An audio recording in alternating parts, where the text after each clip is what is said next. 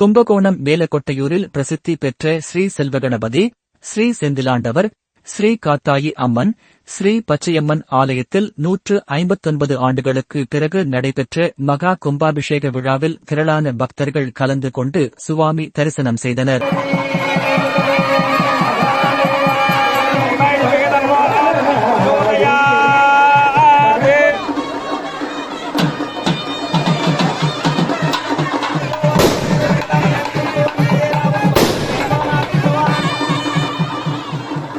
தஞ்சாவூர் மாவட்டம் கும்பகோணம் மேலக்கொட்டையூர் வடக்கு தெருவில் அருள்பாலிக்கும் செல்வகணபதி, ஸ்ரீ செந்திலாண்டவர், ஸ்ரீ காத்தாயி அம்மன், ஸ்ரீ பச்சையம்மன் ஆலயத்தில் ஸ்ரீ ராஜேஸ்வரி அம்மன், ஸ்ரீ கோடீஸ்வரர், ஸ்ரீ பூர்ண புஷ்பகலா சமேத ஸ்ரீ ஐயனார், ஸ்ரீ அழகு நாச்சியார் பிடாரியம்மன், சப்த முனீஸ்வரர் பெருமான், ஸ்ரீ மாரியம்மன், ஸ்ரீ பேச்சியம்மன் உள்ளிட்ட பல்வேறு விக்கிரகங்கள் அமைந்துள்ளன.